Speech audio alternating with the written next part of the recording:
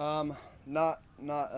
haven't had like a sit down or anything like that to go over plays. We've talked about it a little bit, but nothing crazy. I mean, every day whenever we run into each other, he's pretty busy right now, just trying to get settled in. So, but yeah, hopefully over this next week, and obviously throughout the season, we'll be talking a lot.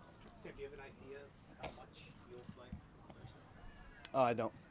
How anxious are you? I mean, you're obviously not going to play the entire game regardless, but how anxious are you to at least get out there and the game setting? Pumped, man.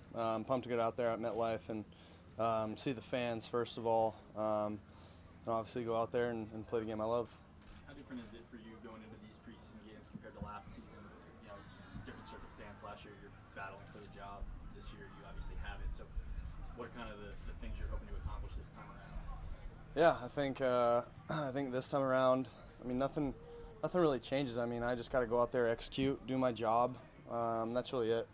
Do that to the best of my ability, and if I do that, I think I'll be all right. Does it feel any different going into these games because of the circumstance being different?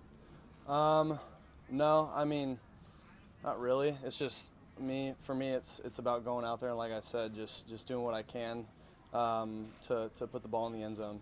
My job doesn't change just because it's a preseason game. I'm going to go out there and do the best that I can to find the end zone. Sam, does it tell you and maybe your teammates anything about the new front office and even head coach when they go out and get a guy like Ryan Khalil, who's been I know he was retired, but has been a highly respected player? I think it's just about getting good guys in the locker room, getting guys who can lead, who have been in leadership roles on other teams, and from word of mouth around the league, understanding who's a good guy to have. That's really the main key, is getting great guys in the locker room, and we've done a great job of that so far. And I'm not one to grade Joe Douglas on how he's been doing, but he's obviously knows what he's doing, and he's been doing a great job so far. And as long as we can continue to get great guys in the locker room like that, obviously Ryan's a great player, but having good guys in the locker room is a key for us. Is there a learning curve with the new center? I think, for him, it's about coming in here and learning as much as possible. At first I might be a little more responsible for, kind of making sure that the mic points are right and, all that's, on point. But I think for him, it's the same kind of run calls, same pass calls. It's just different terminology, and it's about getting the terminology down. And for him, I mean, he seems really on it. He seems like a smart guy, so I'm sure he'll get it pretty fast. Physically, is a hike a hike? Yeah. Okay. Yeah, it's the same thing.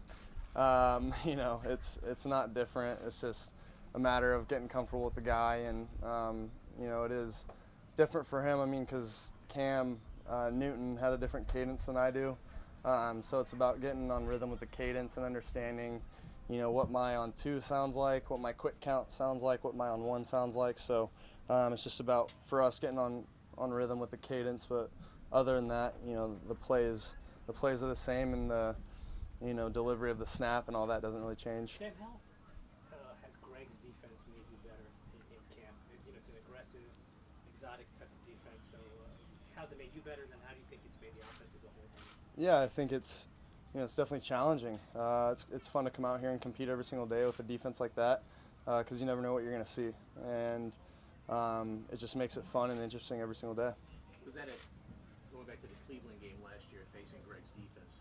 You didn't have a real good game. Was that a teaching point for you as going forward? Yeah, I think, for me, that was the first time I saw Greg Williams' defense. So I learned a lot from that game, and I've learned a lot throughout these practices. It looks like, this is just a totally random observation, but Sure. It looks like you're throwing you have a stronger arm than last year, maybe a tighter spiral. Do you agree with that, or do you think it's possible that could be true? Yeah, I think it just comes with confidence. Confidence and going out there and knowing that I can do this. It's not that I didn't know that last year. It's just with this offense, I feel like I already know most of it. So I'm out there, just going out and spinning it. Whereas last year I was still not super comfortable with all the guys and getting in the huddle, feeling timid, and I wasn't really myself. And so I think this year now that I'm more of, kind of stepping into that leadership role, I guess you could say, I'm definitely a lot more comfortable and confident in myself. Sam, did you do anything to build arm strength in the offseason? Yeah, I mean, I'm just continuing to, lift and get stronger that way, but I think a lot of it stems from my hips. I've been working on my hip strength, my hip flexibility throughout this off season and throughout training camp. So as long as I just continue to work on that and continue to grind through, getting my hips stronger and more flexible and also stable, I think, my arm will continue to get stronger. Have you noticed, though, that you're throwing the ball maybe with more velocity or your arm feel a little stronger? Yeah, I think a lot of it has to do with knowing where my arm needs to be. Because in the past, going through the draft and the combine and all that stuff, I felt like pushing it a little too much early on because I had to. I was trying to be at my peak performance for pro day, and when you're trying to get ready for an NFL season, that's not when you want to be at your peak performance. So, I think for me, it's about getting ready.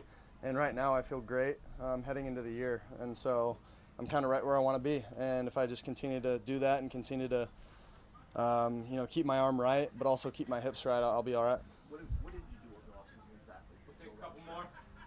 Yeah, I think, like I said, Besides, weightlifting and stuff. just staying in shape. Cardio was super key for me this off season. With my workouts, even if I was lifting weights, just keeping my heart rate up was the biggest thing for me, and I think that'll pay off during the year. Was there some plays in practice today that kind of would have wanted to have back? Was there maybe Yeah, some rust from the day off, perhaps?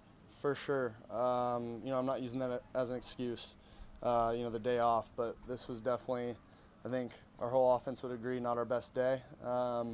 And there's a lot to learn from it. We'll watch the tape, get better, and hopefully I know we'll have a better day tomorrow. You pick from Tremaine, was there just you think your receiver was going one way and didn't? Yeah, I was just, wasn't, the defense that they were playing, we thought they were going to come out in another defense. And so I really should have just thrown the ball away. And I tried, the cardinal sin, I tried to throw it away in play. I tried to throw it at the receiver's feet, and Tremaine made a great play. He dove and caught it. You said keeping your arm right. Is that kind of like a matter of being on a pitch count during the offseason? No, I think it's really just making sure that my arm's at peak performance going into the year, and making sure that when I came to training camp, it wasn't the first time I was throwing a football in a long time. So, just making sure my arm is in shape coming into training camp. Thanks, everyone. Thanks, Sam. Thanks. Sam's the last player.